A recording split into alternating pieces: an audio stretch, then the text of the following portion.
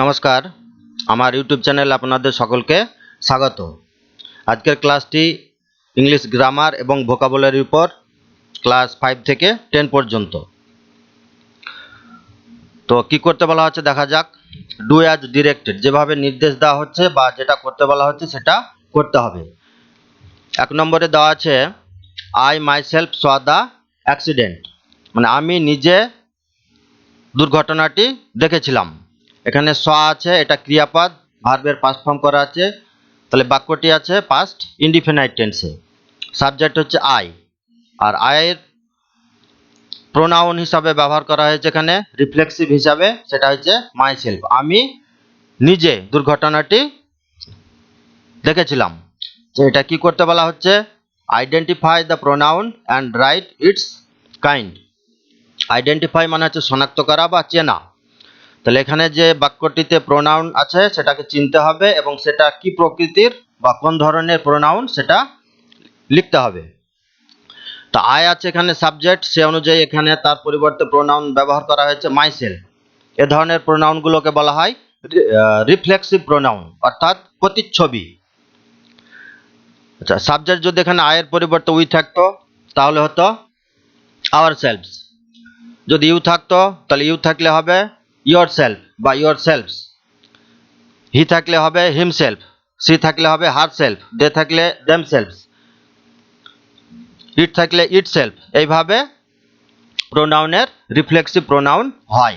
তাহলে এখানে যেহেতু আই সাবজেক্ট আছে সেহেতু তার রিফ্লেক্সিভ প্রোনাউন হচ্ছে মাই সেলফ, মানে আমি নিজে দুর্ঘটনাটি দেখেছিলাম। তাহলে মাই সেলফ এটা হচ্ছে একটা প্রোনাউন এবং এটা রিফ্লেক্সিভ প্রোনাউন। তাহলে মাই সেলফ এটা হচ্ছে একটা রিফ্লেক্সিভ প্রোনাউন। আচ্ছা, রিফ্লেক্সিভ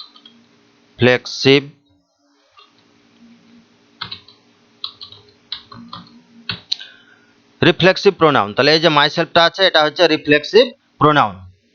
আচ্ছা, 2 নম্বর বাক্য, mother dash cook dinner for all of us throughout the evening. মা সারা সন্ধ্যাবেলা আমাদের সকলের জন্য ডিনার হচ্ছে রাতের খাবার রান্না করছিলেন। এটা এটা কি করতে বলা হচ্ছে, fill in with present perfect continuous tense. পুরা ঘটিত ঘটমান বর্তমানকাল, প্রেজেন্ট পারফেক্ট কন্টিনিউয়াস টেন্স, তার বাংলা হচ্ছে পুরা ঘটিত ঘটমান বর্তমানকাল। তাহলে প্রেজেন্ট পারফেক্ট কন্টিনিউয়াস টেন্সে বাক্যটিকে এখানে শূন্যস্থানে পূরণ করতে হবে। তাহলে প্রেজেন্ট পারফেক্ট কন্টিনিউয়াস টেন্সের নিয়ম হচ্ছে যে বর্তমানকালে ক্রিয়ার কাজ সময় ধরে বা কোনো নির্দিষ্ট সময় থেকে যদি হচ্ছে বা চলছে বোঝায় সেটাকে প্রেজেন্ট পারফেক্ট কন্টিনিউয়াস টেন্সে করতে হয়।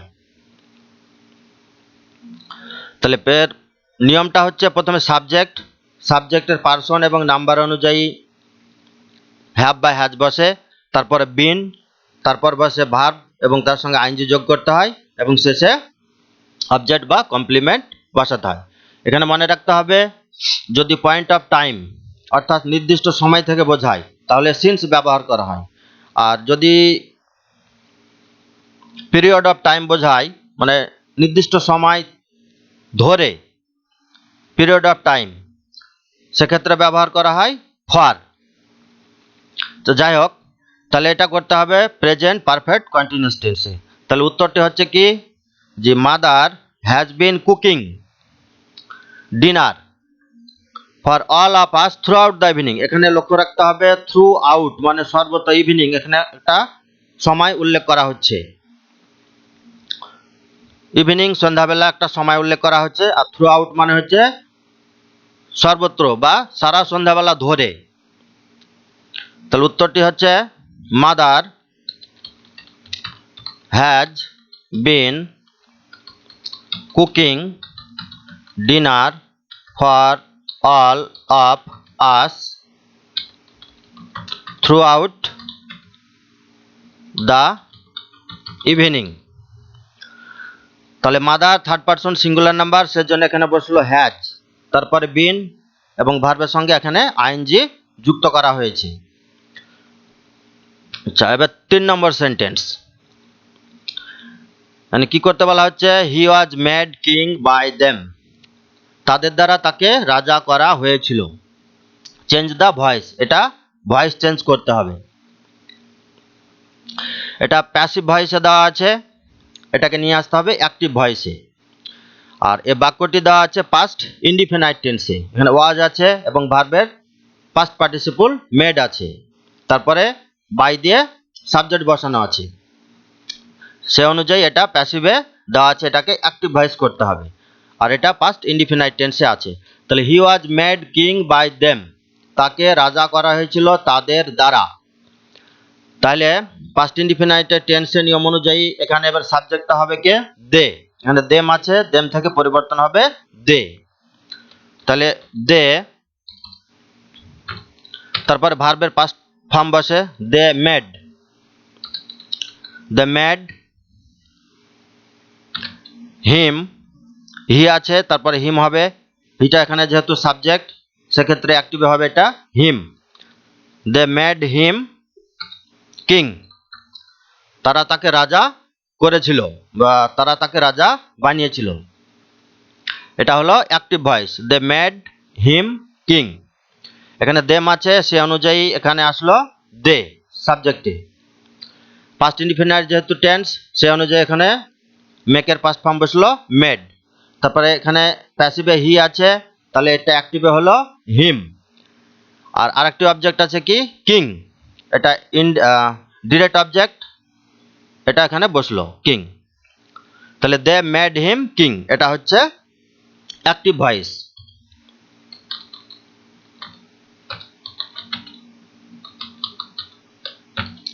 Active voice.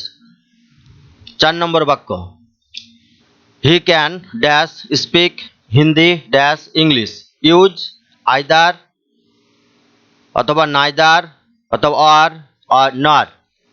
এখানে মনে রাখতে হবে আইদার ওয়ার আর নাইদার নর, এটার মানে জানতে হবে। আইদার ওয়ার, যখন আইদার ব্যবহার করা হয় তখন সেক্ষেত্রে বাক্যে অর ব্যবহার করা হয়, আর যদি নাইদার ব্যবহার করা হয় সেক্ষেত্রে ব্যবহার করা হয় নট। তো আইদার ওয়ারে বলতে বোঝায় যে দুটো অথবা বোঝাবে, হয় অথবা এটা করো, হয় এটা করো অথবা ওটা করো, মানে অথবা বোঝাবে, দুটোর মধ্যে একটা হবে, মানে করতে হবে, দুটোর মধ্যে একটা হবে।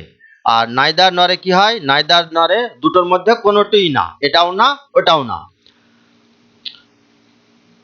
তাহলে আইদার ওয়ার, আইদার ব্যবহার করলে ওয়ার ব্যবহার করা হয়, মানে দুটোর মধ্যে একটা হবে, সঠিক হবে। আর নাইদার নরে কি হয়, দুটোর মধ্যে কোনোটাই সঠিক হবে না বা কোনোটাই হবে না, এই ধরনের বোঝায়। তো he can dash speak Hindi dash English. আচ্ছা, এখানে যদি আমি আইদার ওয়ার ভেবেই করি, তাহলে he can either speak Hindi or English, মানে সে হয় হিন্দি বলতে পারে অথবা ইংরেজি বলতে পারে, কিন্তু বাক্যটার মিনিং অনুযায়ী কেমন একটা খাপ ছাড়া ভাব লাগছে, সেজন্য এখানে আইদার ওয়ার্ডটা আসবে না। সে হিন্দি বলতে পারে অথবা ইংরেজি বলতে পারে, এটা বাক্যটা সঠিক হচ্ছে না। তো যদি এখানে বলা হয় যে সে হিন্দিও বলতে পারে না ইংরেজিও বলতে পারে না, তাহলে বাক্যটি সঠিক আসছে। তাহলে এখানে ব্যবহার করতে হবে নাইদার নর। তাহলে he can neither, he can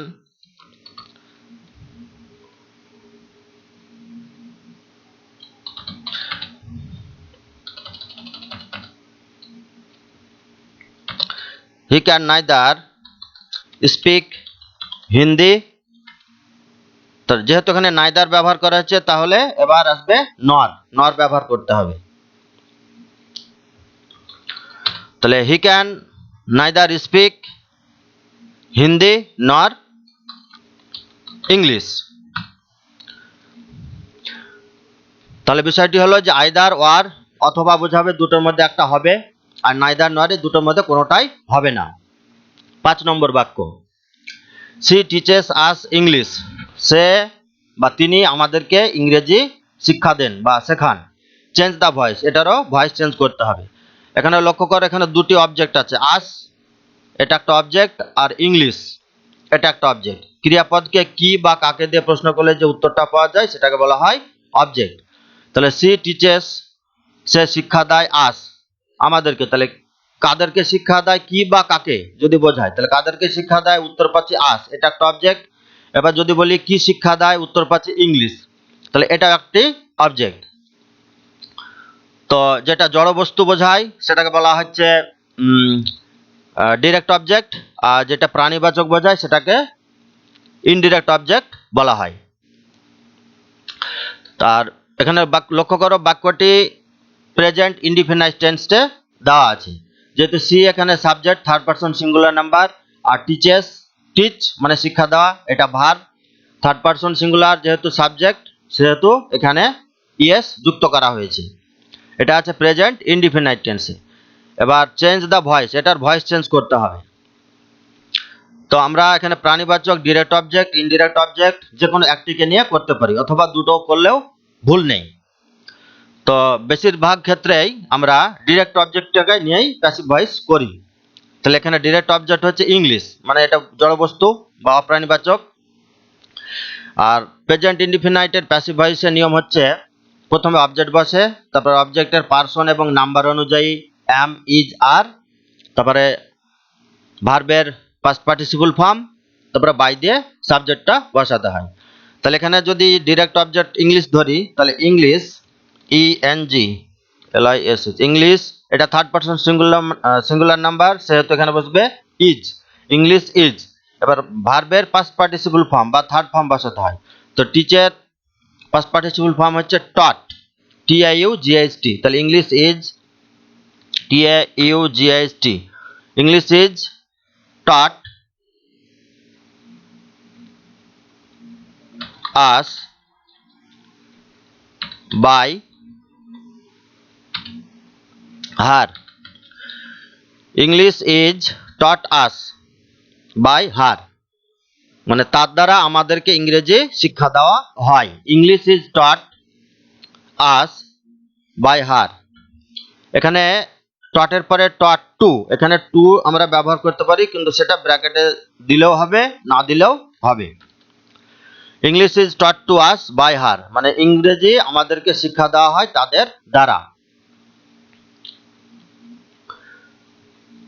আচ্ছা, এটা একটা হলো, এটা ডিরেক্ট অবজেক্টকে প্রথমে নিয়ে করা হলো। এবার ইনডিরেক্ট অবজেক্টটাকে নিয়ে করা হবে আরেকটি। তাহলে ইনডিরেক্ট অবজেক্ট এখানে হচ্ছে কি আস, এখানে আস আছে, তাহলে সাবজেক্ট হয়ে যাবে কি উই। তাহলে we are taught English, we are taught English by her। তাহলে ডিরেক্ট অবজেক্ট আর ইনডিরেক্ট অবজেক্ট, যেহেতু দুটো অবজেক্ট আছে, দুটো অবজেক্ট দিয়েই এর প্যাসিভ ভয়েস করা হলো। তাহলে প্রথমটি হচ্ছে English is taught us by her, এখানে টুটা দিতেও পারি, না দিলেও অসুবিধা নেই। English is taught to us আর English is taught us by her. আর ইনডিরেক্ট অবজেক্ট দিয়ে হবে উই আর টট, আমাদেরকে শিক্ষা দেওয়া হয় ইংলিশ বাই হার, তার দ্বারা। 6 নম্বর বাক্য, by the time they dash finish the project, ততক্ষণে তারা পরিকল্পনাটি বা প্রকল্পটি শেষ করে থাকবে। আচ্ছা, এটা কি করতে বলা হচ্ছে, যে এগুলো ভার্বের প্রপার ফর্ম অর্থাৎ সঠিক রূপ বসে বাক্য শূন্যস্থানটি পূরণ করতে হবে। By the time they finish the project, মানে ততক্ষণে তারা কাজটি শেষ করে বা শেষ করিয়া থাকবে। তাহলে এটা হচ্ছে ফিউচার পারফেক্ট টেন্সে আছে। তো ফিউচার পারফেক্ট টেন্সের নিয়ম অনুযায়ী প্রথমে সাবজেক্ট, সাবজেক্টের পার্সন আর নাম্বার অনুযায়ী শ্যাল বা উইল বসে, তারপর ভার্বের পাস্ট পার্টিসিপল, না সরি, শ্যাল বা উইল, তারপরে হ্যাভ, শ্যাল হ্যাভ বা উইল হ্যাভ, তারপর ভার্বের পাস্ট পার্টিসিপল এবং শেষে অবজেক্ট বা কমপ্লিমেন্ট যেগুলো আছে সেগুলো বসাতে হয়। তাহলে by the time they will have finished the project, এটা হবে উত্তর। এটা হচ্ছে future perfect tense. By that time, by that time মানে হচ্ছে ততক্ষণে, আর বাই দিস টাইম মানে হচ্ছে এতক্ষণে। তাহলে by that time they will have finished the project, ততক্ষণে তারা প্রকল্পটি শেষ করে থাকবে। এটা হচ্ছে ফিউচার পারফেক্ট টেন্স।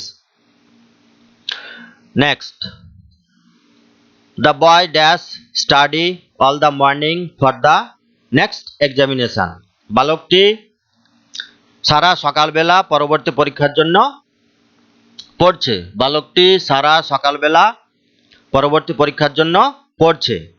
এখানে লক্ষ্য রাখতে হবে অল দ্য মর্নিং, মানে এখানে একটা সময় উল্লেখ করা হয়েছে, সারা সকাল বেলা।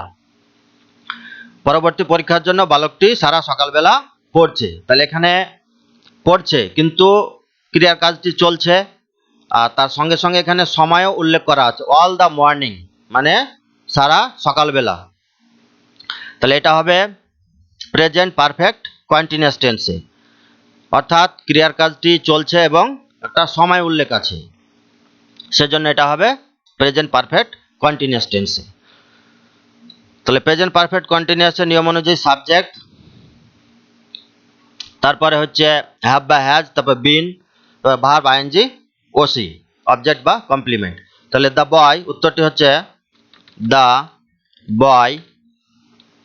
আচ্ছা, এটা থার্ড পারসন সিঙ্গুলার নাম্বার বয়, সেজন্য বসবে has. The boy has been studying, the boy has been studying all the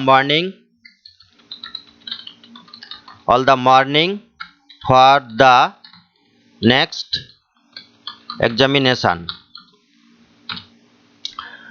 তাহলে এটা হচ্ছে future present perfect continuous tense, অর্থাৎ ক্রিয়ার কাজ একটা সময় ধরে হচ্ছে। এখানে অল দ্য মর্নিং সময় বোঝাচ্ছে, সেজন্য প্রেজেন্ট পারফেক্ট কন্টিনিউয়াসে করা হলো। The boy has been studying, বালকটি পড়ছে অল দ্য মর্নিং সারা সকালবেলা, ফর দ্য নেক্সট এক্সামিনেশন পরবর্তী পরীক্ষার জন্য। 8 নম্বর বাক্য, they dash build the dam, dam মানে হচ্ছে বাঁধ, বিফোর দ্য ফ্লাড, ফ্লাড মানে হচ্ছে বন্যা, আর স্ট্রাক বন্যা আঘাত করা, strike, struck, stricken, stricken, strike হচ্ছে আঘাত করা। তাহলে তারা বাঁধটি তৈরি করেছিল বন্যা আসার আগেই, মানে বন্যা আঘাত করার আগেই বা বন্যা আসার আগেই তারা বাঁধটি তৈরি করেছিল। তাহলে কোনো একটা বাক্যে যদি ক্রিয়ার দুটো কাজ হয়, একটা শেষ হওয়ার আগে আর একটা হয়ে যাচ্ছে, এ ধরনের বাক্য থাকলে সেটা হবে পাস্ট পারফেক্ট টেন্সে। তো পাস্ট পারফেক্ট টেন্সের নিয়ম অনুযায়ী প্রথমে সাবজেক্ট, তারপরে হ্যাড বসে এবং ভার্বের পাস্ট পার্টিসিপল হয়, অর্থাৎ যে ক্রিয়ার কাজটি আগে হচ্ছে সেটার পাস্ট পারফেক্ট টেন্স হবে, আর যে ক্রিয়ার কাজটি তার পরে হচ্ছে সেটার হবে পাস্ট ইনডিফিনাইট টেন্সে। তো এখানে পাস্ট পারফেক্ট টেন্সে মনে রাখতে হবে দুটো বাক্যের মধ্যে যে বাক্যটির উপর বেশি এমফ্যাসিস অর্থাৎ গুরুত্ব বা জোর দেওয়া হয়, সেই বাক্যের টেন্সটিকে প্রথমে লিখে শুরু করতে হয়। তো যাই হোক, তাহলে the before the flood struck, strike এটা পাস্ট ফর্ম করা আছে স্ট্রাক, আর ফ্লাড হচ্ছে সাবজেক্ট, তাহলে এটা পাস্ট ইনডিফিনাইট টেন্সে আছে। তাহলে এই বাক্যটি হবে দে হ্যাড বিল্ট, বিল্ড হচ্ছে প্রেজেন্ট ফর্ম তৈরি করা, past form built, past participle ফর্মও বিল্ট। তাহলে উত্তরটি হচ্ছে they had built the dam before the flood struck, তারা বাঁধটি তৈরি করেছিল বন্যা আসার আগে বা বন্যাতে আঘাত করার আগে তারা বাঁধটি তৈরি করেছিল। এটা হচ্ছে পাস্ট পারফেক্ট টেন্স। 9 নম্বর বাক্য, 9 নম্বর বাক্য হচ্ছে যে হোয়াট ইউ ডিড, তুমি যা করেছিলে, ওয়াজ ফেয়ার, সেটা ছিল পরিষ্কার পরিচ্ছন্ন বা সঠিক। এটাকে কি করতে বলা হচ্ছে, rewrite the sentence using the antonyms of the underlined word adding prefix, মানে বাক্যটিকে আবার লিখতে হবে প্রিফিক্স যুক্ত করে এবং সেটা বিপরীত শব্দ ব্যবহার করতে হবে। অ্যান্টোনিমস মানে হচ্ছে বিপরীত শব্দ, অ্যান্টোনিমস, আর সমার্থক শব্দ হচ্ছে সিনোনিম। আর প্রিফিক্স প্রিফিক্স মানে হচ্ছে উপসর্গ, আর সাফিক্স মানে হচ্ছে প্রত্যয়। প্রিফিক্স শব্দের আগে বসানো হয় আর সাফিক্স শব্দের পরে বসানো হয়। তাহলে এই যে বাক্যটি দেওয়া আছে, এই বাক্যে যেটা আন্ডারলাইন করা আছে সেটার আগে প্রিফিক্স যুক্ত করে বাক্যটিকে, এই শব্দটিকে বিপরীত করতে হবে। তাহলে হোয়াট ইউ ডিড, তুমি যা করেছিলে, ওয়াজ ফেয়ার, সেটা সঠিক ছিল। তাহলে এবার ফেয়ারের আগে প্রিফিক্স যুক্ত হবে আনফেয়ার। তাহলে what you did was unfair, তুমি যেটা করেছিলে সেটা ছিল ভুল। তাহলে উত্তরটি হচ্ছে প্রিফিক্স যুক্ত হচ্ছে ফেয়ার থেকে আগে যুক্ত হচ্ছে আন। তাহলে উত্তরটি হচ্ছে what you did was unfair. Unfair, তাহলে ফেয়ার তার বিপরীত হচ্ছে আনফেয়ার, এখানে প্রিফিক্স যুক্ত করা হলো আন। তাহলে তুমি যা করেছিলে সেটা ছিল সঠিক, এবার প্রিফিক্স যুক্ত করে বিপরীত করা হলো আনফেয়ার। পরের বাক্য, দ্য স্টুডেন্ট ওয়াজ পানিশড, ছাত্রটিকে শাস্তি দেওয়া হয়েছিল। এটা পাস্ট ইনডিফিনাইটের প্যাসিভ ভয়েসে আছে ফর হিজ কন্ডাক্ট, তার ব্যবহারের জন্য। কন্ডাক্ট মানে হচ্ছে ব্যবহার। এটাকে কি করতে হবে, rewrite the sentence using the antonyms, ওই একই রকম of the underline word adding prefix, এটাও প্রিফিক্স যুক্ত করে বিপরীত শব্দ করতে হবে। তাহলে কন্ডাক্ট হচ্ছে আচার ব্যবহার, এর আগে প্রিফিক্স যুক্ত হবে কি মিসকন্ডাক্ট। কন্ডাক্ট মিসকন্ডাক্ট, মিস যুক্ত হবে। তাহলে উত্তরটি হচ্ছে the student was punished, the student was punished for his misconduct. Conduct তার আগে প্রিফিক্স যুক্ত হচ্ছে মিস, মিস কন্ডাক্ট। মিসকন্ডাক্ট মানে হচ্ছে দুর্ব্যবহার বা খারাপ আচরণ, আচরণ। কন্ডাক্ট তার আগে প্রিফিক্স যুক্ত হচ্ছে মিস, যে হচ্ছে মিসকন্ডাক্ট। আজকের ক্লাস এ পর্যন্তই। সর্বশেষে বলি, আপনারা যদি আমার চ্যানেলে নতুন এসে থাকেন তাহলে অবশ্যই সাবস্ক্রাইব করে দেবেন, আর যদি সাবস্ক্রাইব ইতিমধ্যে করা থাকে তার জন্য অসংখ্য ধন্যবাদ। ভিডিওটি ভালো লাগলে অবশ্যই লাইক করবেন, আপনাদের গুরুত্বপূর্ণ মতামত কমেন্ট বক্সে লিখে জানাবেন, বন্ধুদের সঙ্গে ফেসবুক, হোয়াটসঅ্যাপ, টুইটার বিভিন্নভাবে শেয়ার করবেন। এই বলে আমি আমার ক্লাস শেষ করছি। Thank you so much for watching my video. Have a nice day.